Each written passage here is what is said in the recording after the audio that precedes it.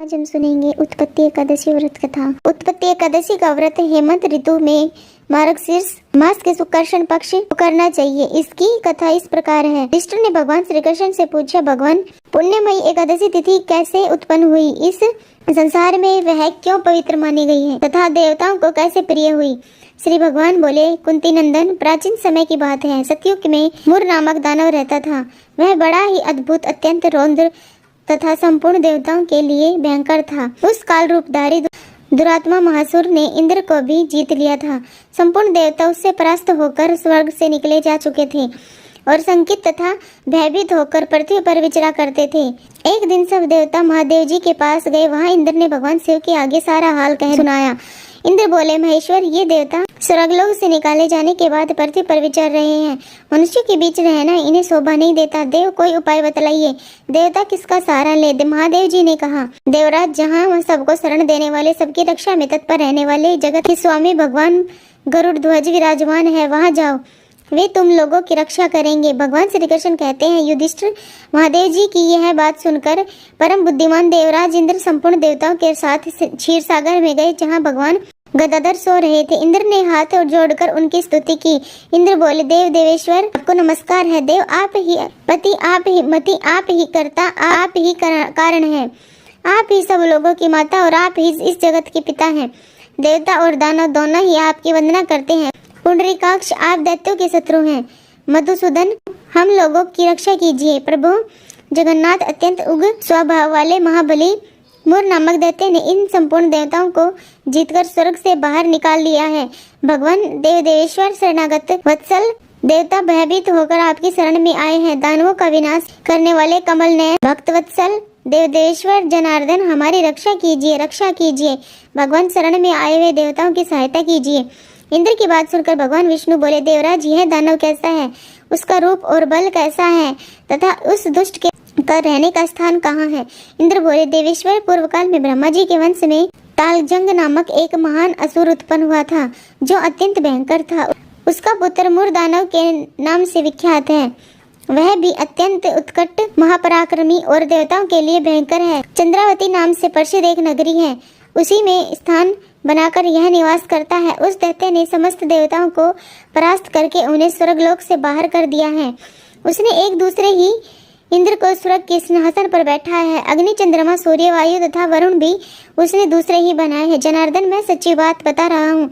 उसने सब कोई दूसरे ही कर लिए हैं। देवताओं को तो उसने उनके प्रत्येक स्थान से वंचित कर दिया। इंद्र की यह बात सुनकर भगवान जनार्दन को बड़ा क्रोध आया। उन्होंने देवताओं को साथ लेकर चंद्रावती नगरी में प्रवेश किया। भगवान गदाधर ने देखा कि दैत्यराज बारंबार गर्जना कर रहा है और उससे परास्त होकर संपूर्ण देवता दसों दिशाओं में भाग रहे हैं। अब वह दानव भगवान विष्णु को देखकर बोला, खड़ा रहे, खड़ा रहे। उसकी यह ललकार सुनकर भगवान के नेत्र क्रोध से लाल हो गए। वे बोले, अरे दुराचारी दानव, मेरी इन भुजाओं को देख। यह कहकर श्री विष्णु ने अपने दिव्य बाणों से सामने आए हुए दुष्ट दानवों को मारना आरंभ किया।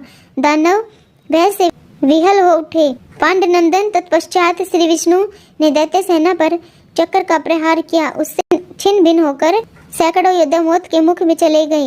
इसके बाद भगवान मधुसूदन बदरिकाश्रम को चले गए। वहां सिंहावती नाम की गुफा थी, जो 12 योजन लंबी थी। पांडनंदन, उस गुफा में एक ही दरवाजा था। भगवान विष्णु उसी में सो गए। वह दानव मुर भगवान को मार डालने के उद्योग में उनके पीछे पीछे तो लगा ही था, अतः उसने भी उसी गुफा में प्रवेश किया। वहां भगवान को सोते देख उसे बड़ा हर्ष हुआ। उसने सोचा, यह दानवों को भय देने वाला देवता है, अतः निसंदेह उसे मार डालूंगा। युधिष्ठिर दानव के इस प्रकार विचार करते ही भगवान विष्णु के शरीर से एक कन्या प्रकट हुई, जो बड़ी ही रूपवती, सौभाग्यशालिनी तथा दिव्य अस्त्र शस्त्रों से सुसज्जित थी। वह भगवान के तेज के अंश से उत्पन्न हुई थी। उसका बल और पराक्रम महान था। युधिष्ठिर दानव राज मुर ने उस कन्या को देखा। कन्या ने युद्ध का विचार करके दानव के साथ युद्ध के लिए याचना की। युद्ध छिड़ गया। कन्या सब प्रकार की युद्ध कला में निपुण थी। वह मुर नामक महान असुर उसके हुंकार मात्र से राख का ढेर हो गया। दानव के मारे जाने पर भगवान जाग उठे। उन्होंने दानव को धरती पर इस प्रकार निष्प्राण पड़ा देखकर कन्या से पूछा, मेरा यह शत्रु अत्यंत उग्र और भयंकर था, किसने इसका वध किया है?